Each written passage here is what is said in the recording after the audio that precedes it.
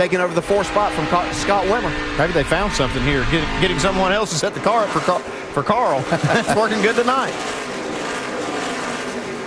Brad Keselowski still making his way through. You know, we mentioned that he started 24th today. He won from 23rd at Talladega in April. A lot different racetrack, obviously, to come from back in the 20s here than it would be at Talladega, but I don't think there's any doubt we believe he's going to be capable of doing it. Now, his car looks awful good here, running to the bottom and able to make passes up out of the corner.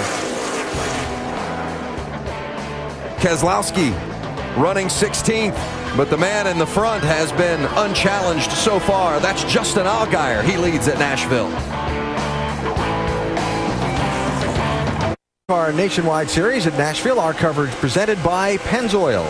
We are in the early stages of the Federated Auto Parts 300, and the leader is Justin Allgaier. Remind you that later on tonight, qualifying for the United Association Route 66 NHRA Nationals. That's after we're done with NASCAR here on ESPN2. See the finals tomorrow at 4 Eastern Time. Tomorrow morning, preview the Pocono Cup race on NASCAR Now, ESPN2, 9 a.m. Eastern Time. And next weekend, our nationwide series coverage moves on to Kentucky Speedway, Saturday, 7:30 Eastern, starting with NASCAR Countdown on ESPN2.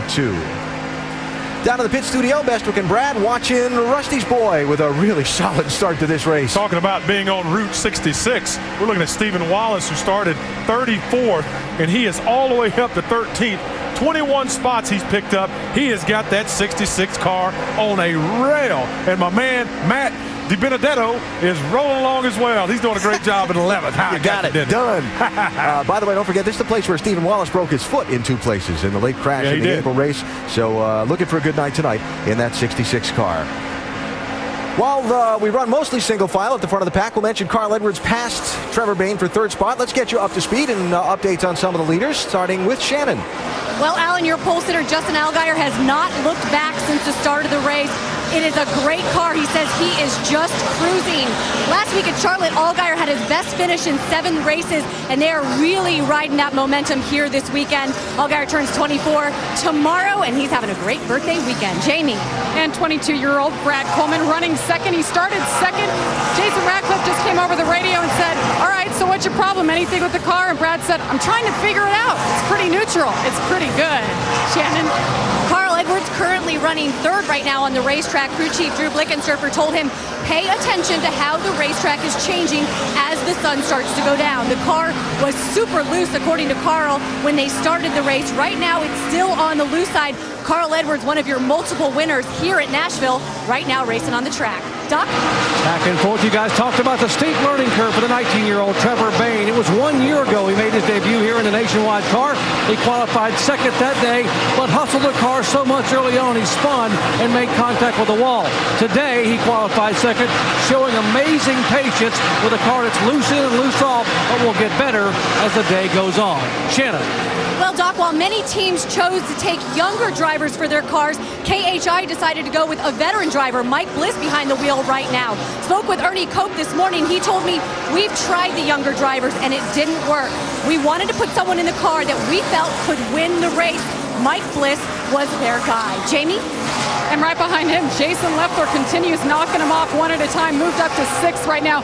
Car has been great all weekend. Short runs, long runs, up high, down low. He said he feels like they can get the win, saying the car is really tight right now, but the spotter telling him, your entry is beautiful, Shannon. Paul Menard qualified for this race 10th. That was after he didn't even set up the car. Colin Brown was actually in the car for practice because Paul Menard was in Pocono for the Cup Series. The car was so good, crew chief said they ran very few laps in practice. He said it's easily a top 10 car. It's a little bit snug for Paul Menard right now. Doc? 32 car, Reed Sorensen back in 8th position. How big would a win be for that team here? Their sponsor, Dollar General, is about 27.5 miles from this racetrack in Goodlettsville, Tennessee. Back in April, it was Reed Sorensen who started 15th and patiently picked them off to finish 2nd. Now behind him, talking about Nashville teams, how about Baker Curb? They have 2 races left with Scott Wimmer aboard to hopefully attract some attention and get a sponsor. Wimmer is a former winner here at Nashville. He has 9 top 10 finishes in 12 starts here. What better man to put in the seat to try to get something done here tonight? Behind them, Richard Childress Racing, the 21 car. And they are going to a two-time winner here at Nashville Superspeedway, Scott Riggs. His first win came at this racetrack. His last win in the Nationwide Series came a year later here in the 21 car. A bit free right now, but he thinks the track will come to him over the next 30 or 40 laps. Jamie. And Big Brad's buddy Matt DiBenedetto right now, 11th, knocking him off. Very consistent right now. He started this race 15th. This is the biggest racetrack he has ever been on, making just his second ever Nationwide Series start. The goal tonight, finish every single lap. His crew chief, Mike Kidd, said, hey, if this kid can finish every lap, he'll be top 10. But we're not telling him that. Car is a little free right now, Doc. Back in 12th position, how big would this one be for Michael Annette? His sponsor, Pilot Travel Centers, is based in Knoxville, Tennessee. The Haslam family, big-time supporters of motorsports. Michael's family has a huge trucking company. It goes hand in glove. Michael would dearly love to get his first win here in the state where his sponsor is headquartered. Shannon.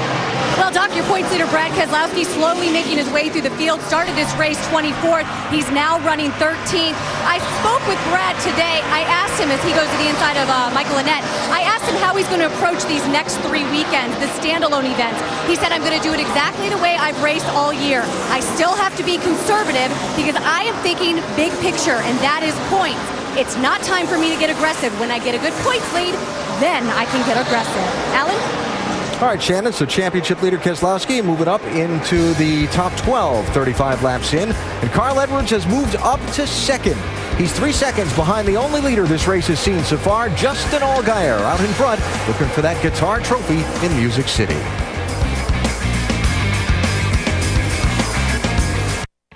Welcome back to the NASCAR Nationwide Series at Nashville. Make sure to go to NASCAR.com for all your latest NASCAR information. It's a good look at the 12 of Justin Allgaier. He has led all the way, all 42 laps. In fact, that's more laps led today than he has led all season long.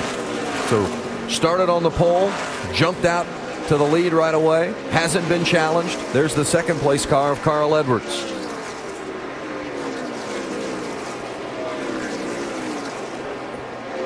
The 99 of Trevor Bayne is running 6th, 19 years old, and of course the boss watching from Pocono, where the Sprint Cup guys will run tomorrow. And listen to this radio message. I just got a text message from the former driver of the 99. He said to tell you that it always tightens up on entry as this night goes on. He said it always does in big letters. Getting a little help from afar. Yeah, you know, any information you can get as a young driver can be helpful. I think tires certainly factor in sometimes, as you know, as these racetracks change and the cars have changed a little bit. So we'll just have to see if that's the case for this 99 tonight. The 98 of Paul Menard and the 32 of Reed Sorensen. That's 7th and 8th. Yeah, you bring a car like Reed Sorensen had the first race here where he was really fast. I mean, he came real close to winning. When you come back to the next race, sometimes you try to stay on that same setup because it's so good. You wonder sometimes, you need to change it. So, and you'll be reluctant to because you were so good the last race. But be interesting to know how close they are to their setup from last race. Yeah, I talked to Reed yesterday and was asking him about it. Same car, and he said, yeah, we brought it back pretty much the same. He said, but you come to these racetracks and do this, it just for some reason changes a lot. And of course, we've seen a hot summer here, or hot part of May so far, and now into June, and so that's going to change the racetrack. So yeah, it'd be interesting to know exactly what they had to change yesterday, but I think that he's waiting for a nighttime to get here, that his car is going to be really good whenever the sun goes down. Reed Sorensen completed that pass of Paul Menard for 7th. Back up front with Justin Allgaier. Listen in on his radio from a little bit earlier. Good in, loosen the middle tight off. Had the front blowers off now for a while, so that hasn't helped my exit any, but definitely helped the center. For more on those conditions, let's go over to the Craftsman Tech Garage. Tim Brewer. Brewer? Thanks, Vince. Aerodynamics is very important on the nose of these cars. We don't even use brake ducts here because we're trying to make all the downforce on the nose we possibly can to make the cars turn. But what we do use, the fans underneath the back of the nose. We're conducting airflow to control the buildup in the air pressure by controlling the temperature in the tires. For instance, if I wanted to tighten the car up, I'd tell the driver, that right front over there, turn the brake blower off. That's going to let the air pressure build up, tighten the car up on entry. And you work the car by the switches.